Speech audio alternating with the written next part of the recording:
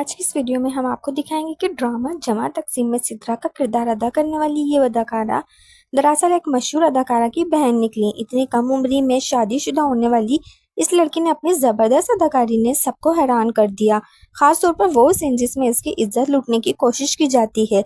वो सीन देखने के बाद तो हर तरफ सिर्फ एक ही नाम गूंजता है, सिद्रा सिद्रा।